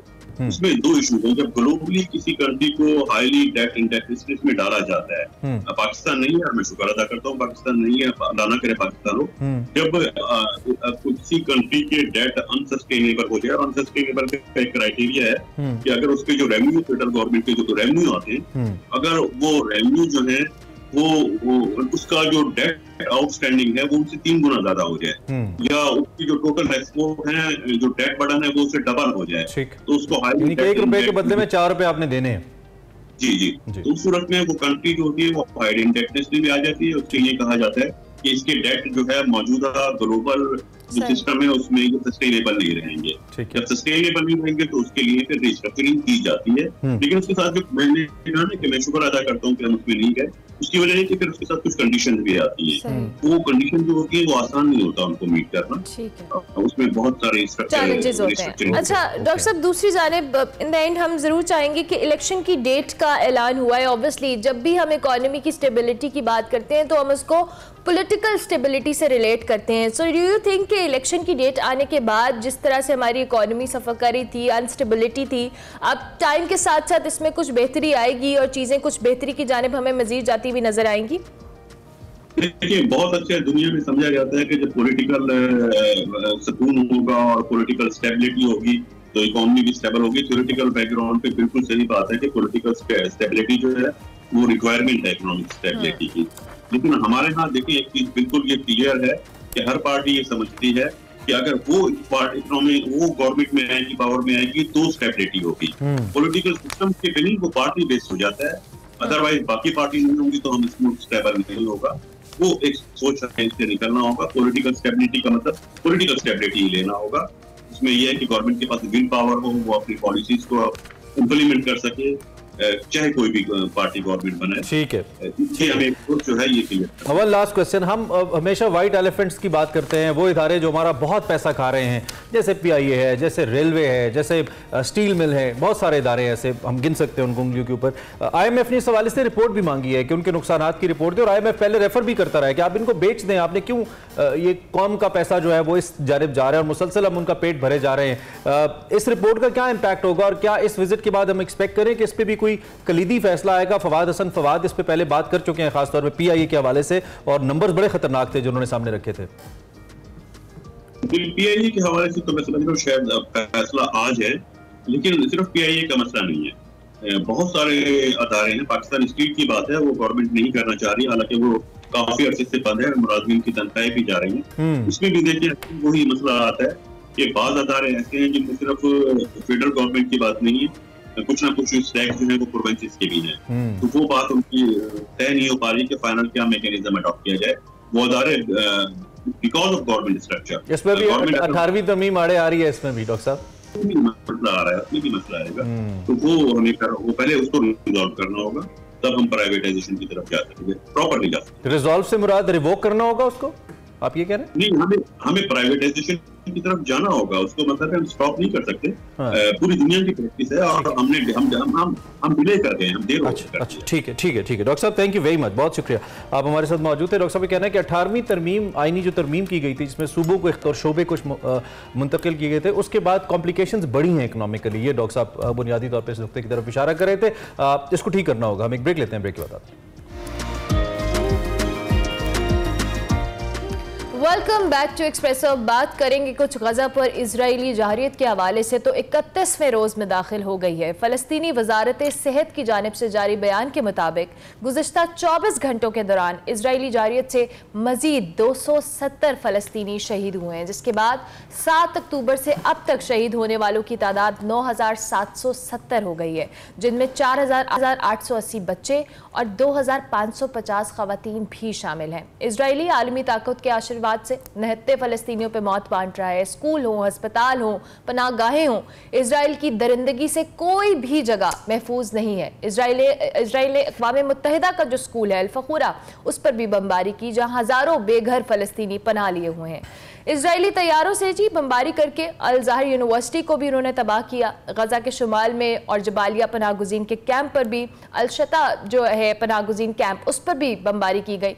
दूसरी जानिब मौलाना फजल रहमान की कतर में खालिद मशअल और इस्माइल आनिया से मुलाकात हुई है। इस्माइल आनिया साहब ने का कहना था कि जो इंसानी हकूक के दावेदार ममालिक हैं वो हथियार से भरे जहाज लेकर तल अबीब पहुंच रहे हैं और इस्लामी ममालिक फ़लस्तीनियों के लिए बाहर निकले। मौलाना फजल रहमान ने इस मौके पर कहा कि इसराइल क़िबला अव्वल को इस वक्त जो है ना बदलने की कोशिश कर रहा है, उसकी हालत ख़राब करके रखती है उसने, लेकिन ये मज़मूम कोशिश कामयाब नहीं होने दी जाएगी। ताकत के नशे में धुत इंतहा पसंद इसराइली वज़ीर एमेचल अलियाहू ने इस मौके पर एक बयान दिया है और उन्होंने कहा जी बमबारी से तबाह हाल जो गजा है इस पर एटम बम भी गिराया जा सकता है। एक इंटरव्यू के दौरान अलियाहू का कहना था कि यहाँ पर बम गिराना खारिज से इम्कान नहीं है, फ़लस्तीनियों को आइलैंड या किसी दूसरे सहरा में चले जाना चाहिए। This is what this minister says. बाद अज़ां इसराइली वज़ीर इस बयान से मुकर गए कि एटम बम इस्तेमाल करने की बात मैंने इस्तारे के तौर पर की थी, कर भी कैसे सकते हैं। खैर, गजा पर जो इसराइली जारियत है इसके खिलाफ अमरीकी दारुल-हुकूमत वाशिंगटन समेत दुनिया भर में इस वक्त एहतजाजी मुजाहिरे जारी हैं। पूरी दुनिया ऐसे लगता है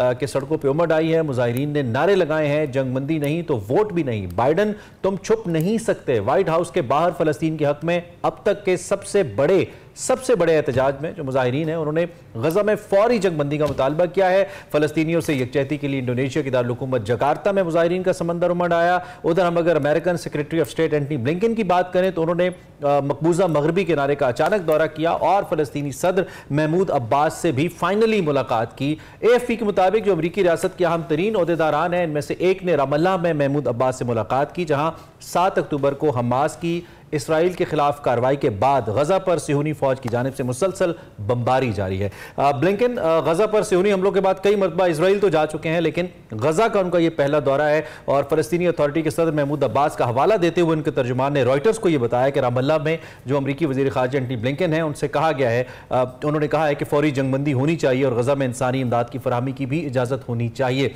लेकिन सूरत हाल कुछ खास अच्छी नहीं है। हमारे साथ खालिद अल-मोइना साहब मौजूद हैं जो कि अरब सहाफ़ी हैं और मिडल ईस्ट की सिचुएशन को बड़ी बारीक बीनी से देखते हैं। हम जरा उनसे राय लेते हैं। Khalid sahab, thank you very much for joining us.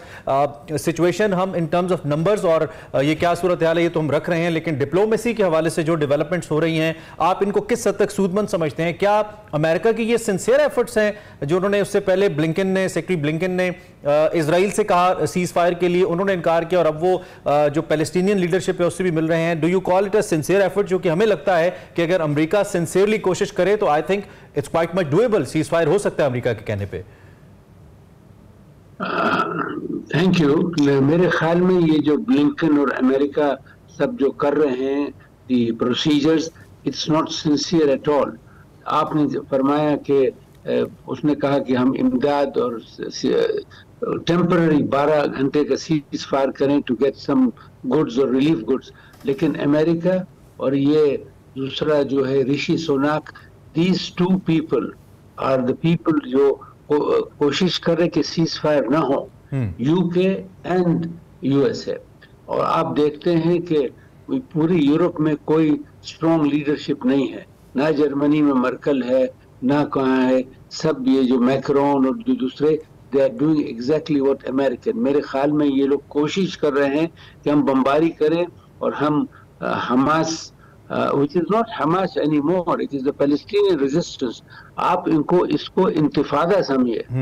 और यहाँ आपके हमसाए मुल्क वाले जो बोल रहे हैं कि ये टेररिस्ट अटैक था और मोदी साहब was the first man to call Netanyahu, इनको मालूम होना चाहिए कि ये it's the resistance of the people, ये occupied people है and they have the right। so इसको आप टर्मिनोलॉजी टेररिस्ट अटैक भी गलत है, लेकिन आप डिप्लोमेसी का पूछ रहे थे। I think there is no diplomacy. ये अमेरिकन कोशिश कर रहे हैं और अदर्स के ये कंटिन्यूड होगा। आपने इतने इंस्टेंसेस दिए, Azhar university 21 hospitals out of 45 उनको डायरेक्ट बॉम्बिंग किए, 9000 उसको, और एक चीज भी उनका नहीं हुआ। They have not even their hair has not moved. तो मेरे ख्याल में डिप्लोमेसी नहीं हो सकती। और आप ऐड कीजिए जो स्टेट्स हैं, सऊदी अरब, कतर, कुवैत, उन्होंने भी कहा, जॉर्डन में भी ये गया, बट इतना एरोगेंस हुआ। तो मैं तो ये सोचता हूँ कि डिवाइन रेट्रिब्यूशन होगा। इसराइलीज आर सो एरोगेंट, वो किसी का बात नहीं सुन रहे हैं। एंड अगर जी ठीक है। अच्छा खालिद साहब, दूसरी जानिब ये जो एटम बम के हवाले से एक स्टेटमेंट आई और ये एक बहुत अलार्मिंग सिचुएशन है, अगर इसके बारे में वो उससे मुकरे भी और इसके बारे में बात भी की तो इस पे भी इटसेल्फ दुनिया भर में नोटिस होना चाहिए। जो आलमी इदारे हैं उनको इस पे बात करनी चाहिए, आलमी ताकतों को बात करनी चाहिए, लेकिन अनफॉर्चुनेटली एज यू सेड कि सिंसियर एफर्ट्स नहीं है। So how do you see such statements? और उसके बाद जो इजराइल की हद डरमी है, जिस तरह से जितने ममालिक भी इंटरवीन कर रहे हैं उनके कान पे जून तक तीर उंगली, जो बर्बरियत वो कर रहे हैं, ये तो हर लिहाज से नाकाबिले कबूल होनी चाहिए किसी भी मुल्क के लिए। ये जैसे आप लोगों की तरह डिसेंट लोग ऐसे सोचते हैं, लेकिन अनफॉर्चुनेटली ये जो ज़ायनिज़्म जो है, it is in the DNA of all the politicians.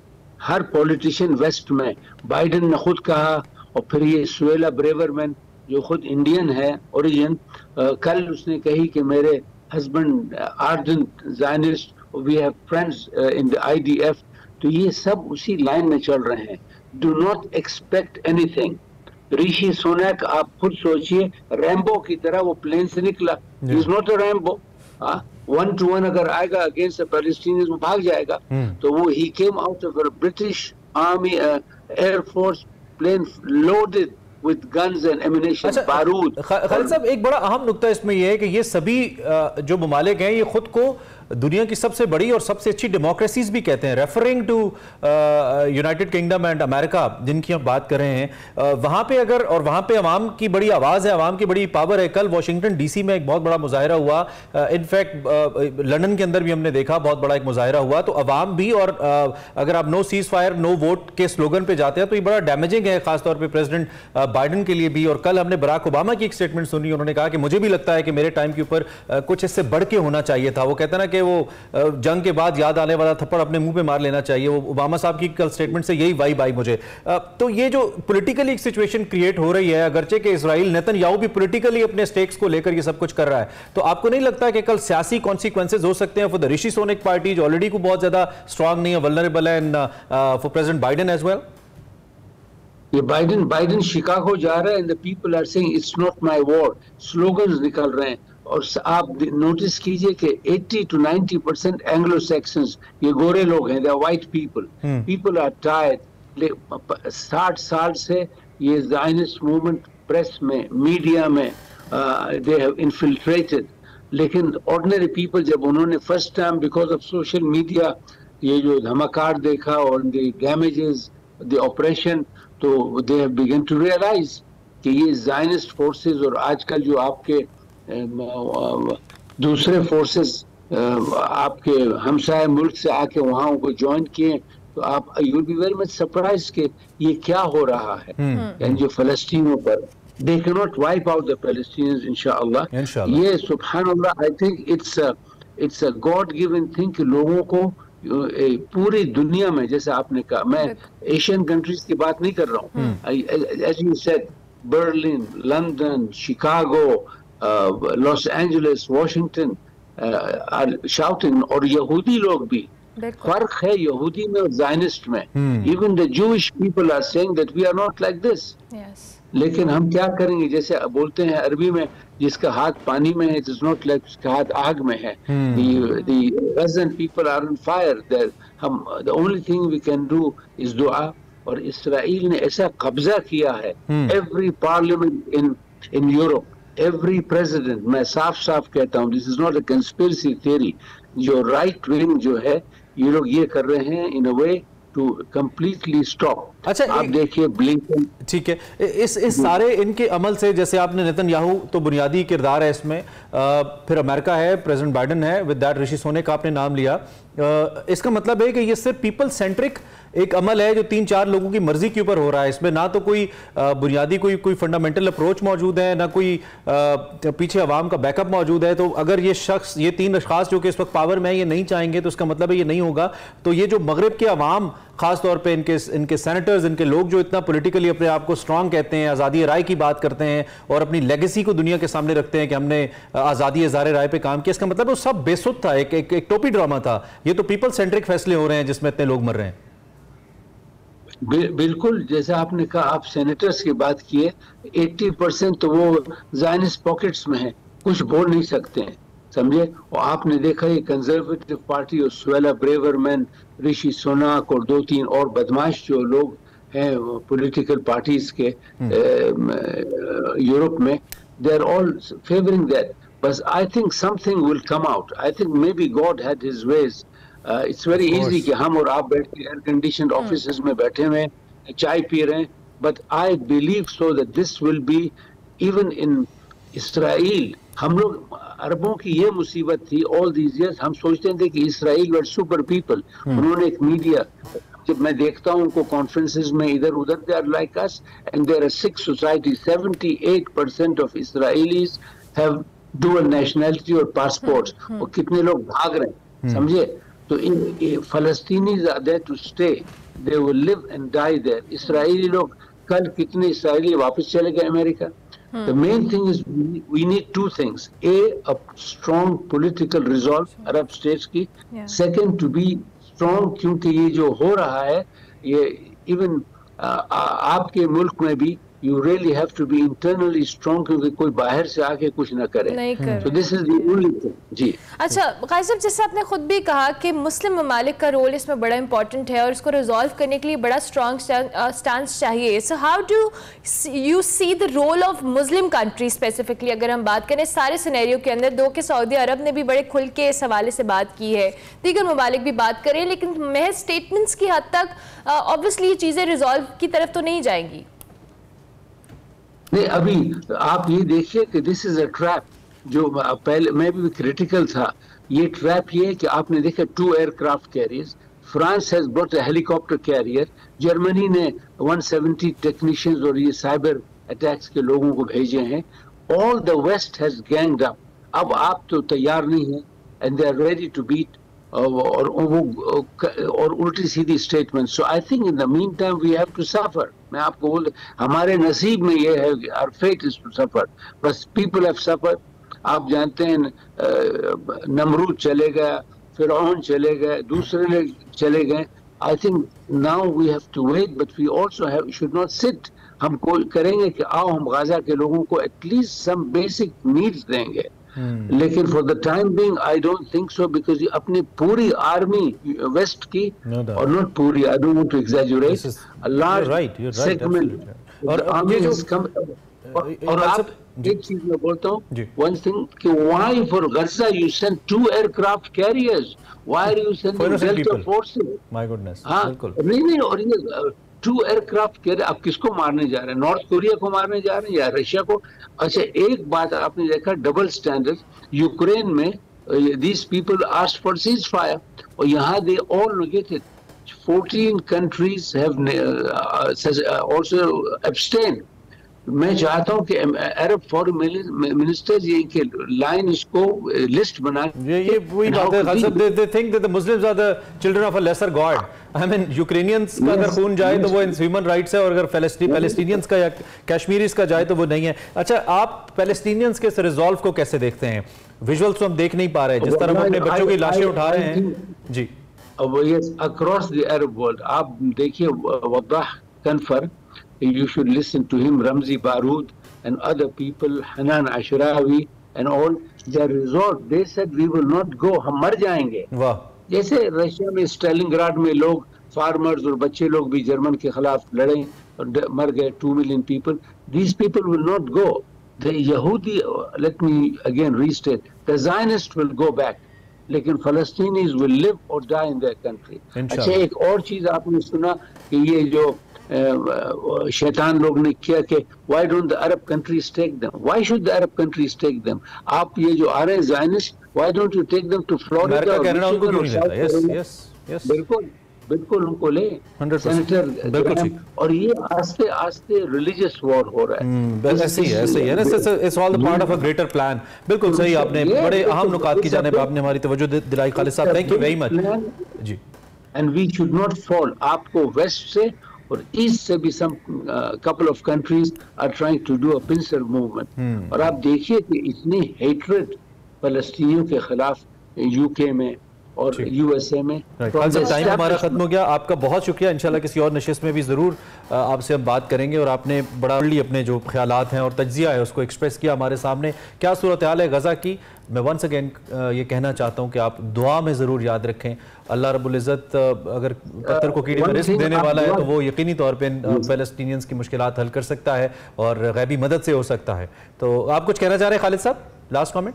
बस ये एक सूरत अल फील पढ़ी है आपके व्यूअर्स, इन्ना अंज़लना सूरह अलम तरा कैफ़ फ़अल रब्बुका बिअस्हाबिल फील, ये दुआ और दुआ कीजिए, because believe me the power of prayer इंशाअल्लाह ये सब बदमाश। Indeed Khalid sahab, thank you very much, बहुत शुक्रिया, थैंक यू वेरी मच। एक ब्रेक लेते हैं जी, ब्रेक के बाद